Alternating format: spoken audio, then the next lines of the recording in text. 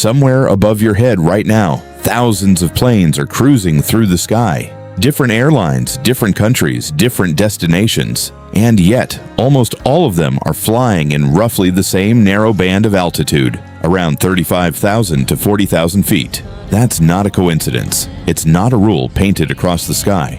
It's the result of a delicate balance between fuel efficiency, engine performance, lift, and aerodynamic limits. Go too low, and the plane burns more fuel fighting dense air. Go too high, and the air becomes so thin that the aircraft has less room between its aerodynamic limits. And eventually, pilots encounter something with a chilling name: the Coffin Corner. So why is around 40,000 feet the sweet spot for a massive passenger jet? And what actually happens when an airplane tries to fly much higher? Today, we're going inside the invisible physics that keeps commercial airliners at the altitude they fly, and uncovering why higher doesn't always mean better. Welcome to Wisdomino TV, where everyday questions get real answers. So, let's climb.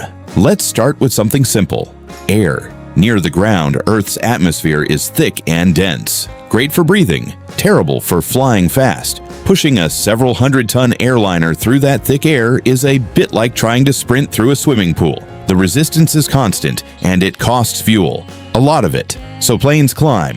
Up around 35,000 feet, the air thins out dramatically. Less resistance means the plane can fly faster while burning significantly less fuel. It sounds like the higher you go, the better things get. But you can't just keep climbing forever. Jet engines run on oxygen. They pull it in from the surrounding air to burn fuel and produce thrust. Climb too high, and the air becomes so thin that the engine simply can't get enough oxygen to keep running properly. They'd start to lose power and could even flame out. At the same time, the wings have a problem of their own.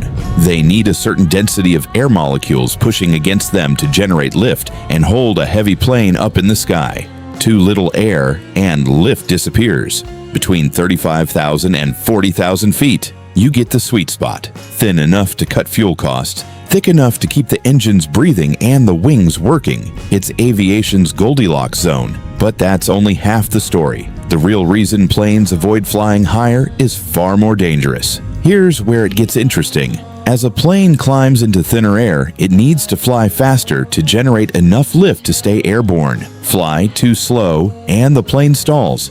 It loses lift and starts to drop. So the higher you climb, the higher your minimum safe speed becomes. At the same time, something strange happens to the air itself. The higher you go, the colder it gets. And in colder air, the speed of sound actually drops. If an airliner flies too fast in this thin, cold air, the airflow over its curved wings can reach the speed of sound, triggering shock waves that destroy lift and can tear the aircraft apart structurally. So, as altitude increases, your minimum safe speed climbs and your maximum safe speed falls. Climb high enough, and those two numbers converge into a single point. At that altitude, flying just 1 mile per hour too slow causes a stall. Flying 1 mile per hour too fast risks structural failure. That razor's edge altitude is the Coffin Corner, and commercial jets cruise at 35,000 to 40,000 feet specifically to stay comfortably clear of it. There's one more fragile component in this entire system: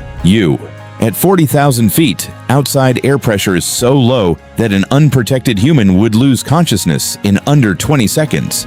That's why cabins are pressurized, so you can sip a coffee and watch a movie without a second thought about the fact that you're essentially inside a sealed can, 7 miles above the ground. Engineers still have to plan for the worst. If a window or door seal ever failed at 35,000 feet, oxygen masks would drop, and pilots would have roughly enough time to dive the aircraft down to a breathable altitude, usually around 10,000 feet, before anyone was in real danger. Now imagine that same failure at 60,000 feet. Time of useful consciousness drops to just 3 to 5 seconds. There's no realistic window to react. That single fact is a major reason commercial jets, packed with hundreds of ordinary passengers, will never cruise that high. Of course, aviation has had its outliers. The Concorde, with its massive delta wings and extraordinarily powerful engines, was built to cruise near 60,000 feet, giving passengers a rare glimpse of the Earth's curvature. Today, smaller private jets can climb climb as high as 51,000 feet.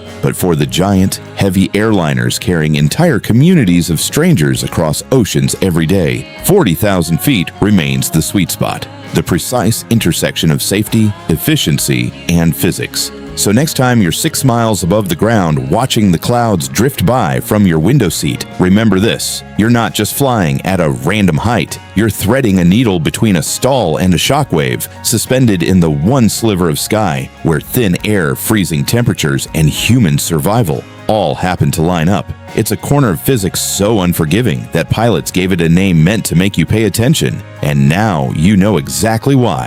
If this changed the way you'll look out that window on your next flight, hit like, send it to someone who's about to board a plane, and subscribe to Wisdomino TV, where we take the sky, the sea, and everything in between and make it make sense. See you in the next one.